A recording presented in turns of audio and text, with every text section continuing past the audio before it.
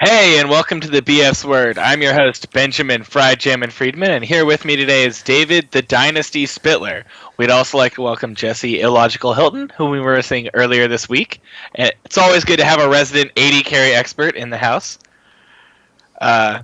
So, barring any awesome shakeup of the NA LCS landscape, CLG, Team Impulse, and Team Liquid will be fighting over the last of North America's world spots. All of these teams cling to our favorite buzzword, potential, which is what we're going to talk about today. Only one will rise to the top and claim that third spot, though. Let's start with the only one of these three teams to make any changes, CounterLogic Gaming. After quite a lengthy tenure with CLG, Link has stepped down, and the team has turned to North America's resident mid lane wunderkind, I guess, to fill the void, along with Korean import Hoohee, not to be confused with Hooney. That would be kind of awesome. Oh no. Korean import is a kind of relative here. I mean, he's spent quite a while on Fusion, so... Does he? I think he counts as an import for their rules because he played for Big Final Miracle. No, I just mean he's not quite import in the same sense as they brought someone fresh over from Korea. He did play on That's Fusion true. for He's the shown full, his potential. the full challenger split, so he's been All here right, for so a while. I have a few questions for you guys regarding this. Povelter has been the North American server's next great mid laner for basically forever, and who he played for Incredible Miracle, where he looked really good in a few games, but for the most part was just outclassed by the other Korean mid laners.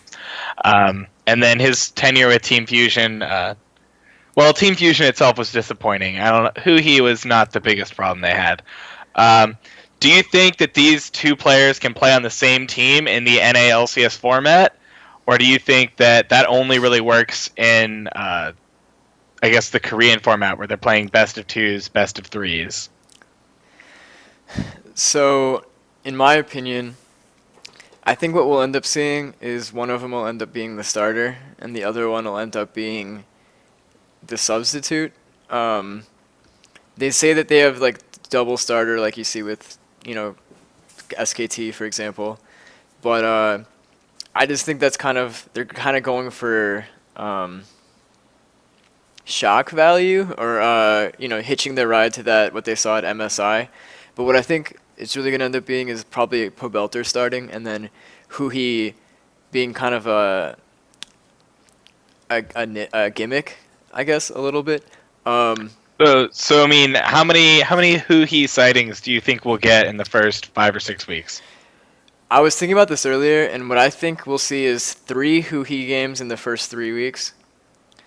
No, 2. Sorry, 2 Hoohee games in the first 3 weeks, and then after that, I think it'll probably be even less.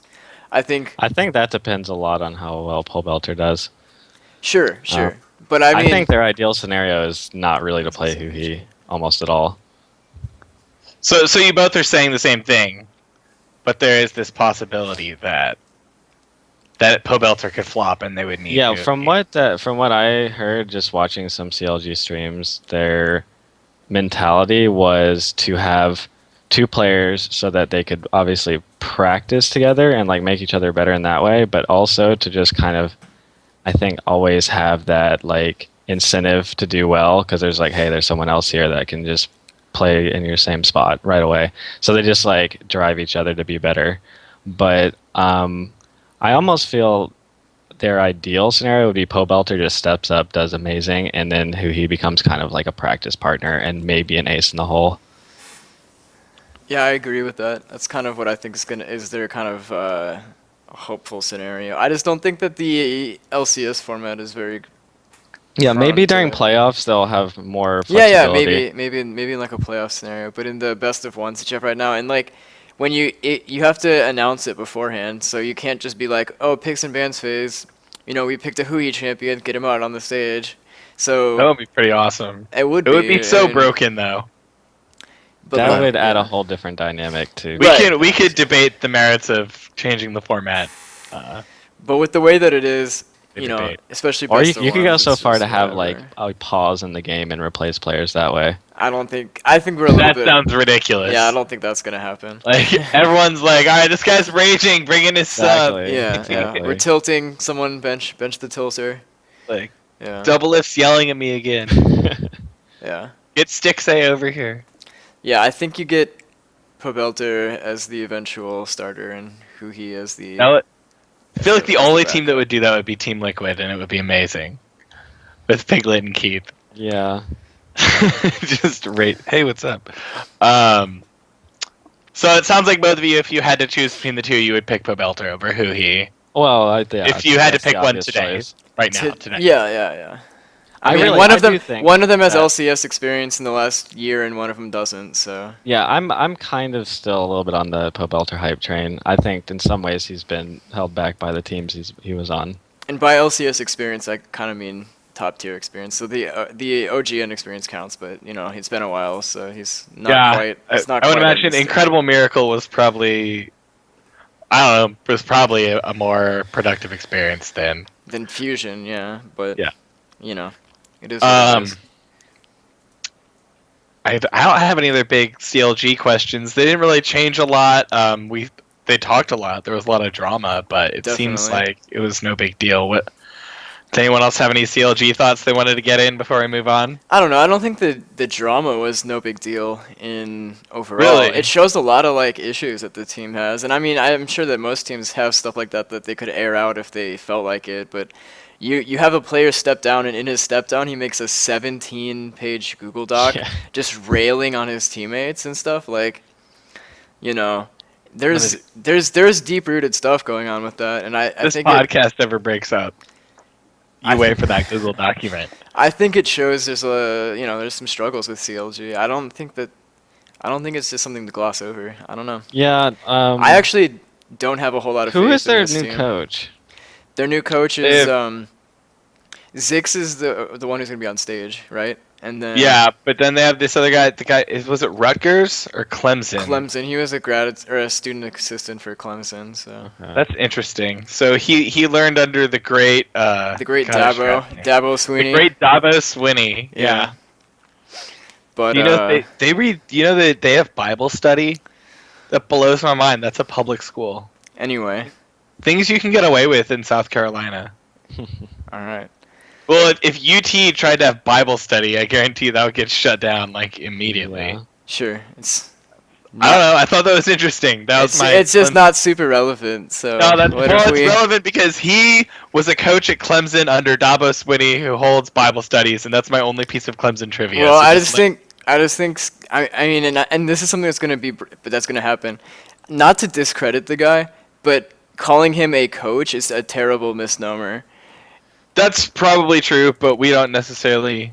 A student assistant doesn't coach anybody. But was he a GA? No, that was the impression. I No, was he was a regular student. He wasn't even a GA.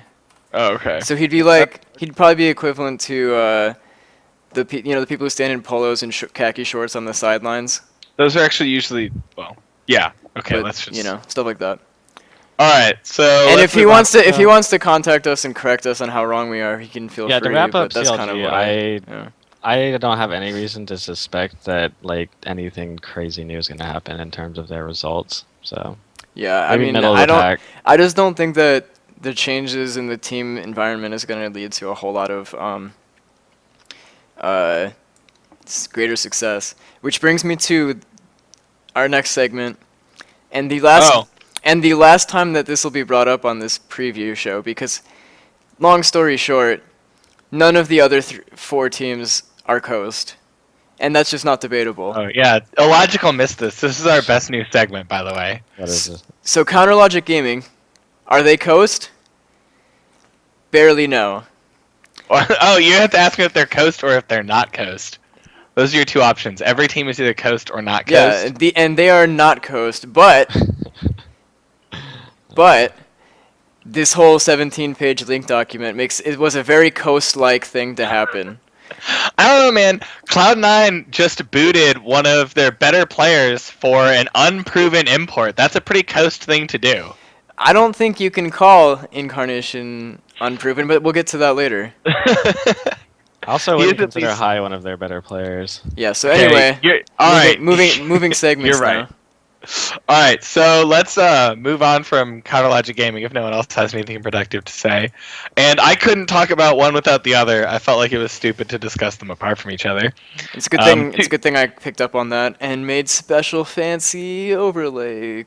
All right, I'm excited to see them. Yay!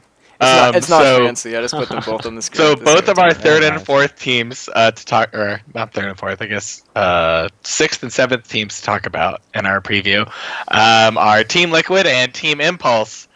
Neither of them have changed anything on their roster this season. So the first question before we get into any big debates is, do either of you think that one or both of these teams missed out on potentially improving themselves by not making any roster changes, or do you think they both made the smart decision by standing pat? I don't think, and I'll let Jesse get to follow up on this, but I don't think that either team made the wrong decision by holding pat, but I don't think that it's necessarily that they didn't have an opportunity to improve. You know what I mean? Like, I think there was definitely a few cases where they could have made a move, maybe Team Liquid in mid or Team Impulse in the bot lane, and could have improved with it, but I don't think it's necessarily the wrong move that they didn't. Yeah, I think it's a big risk to replace a player when you have a team that's worked pretty well. Doesn't really like if you, I'd be curious about the total percentages of like replacing one player and how well they do in that next split overall, just teams in general. Because Yeah. I think it's pretty bad overall. It seems like just having a good team dynamic is important, and I don't think really any of the players on either of those teams needed to be replaced.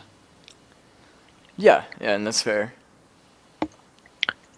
All right, so let's get to my favorite part of what will probably be my favorite part of this whole day.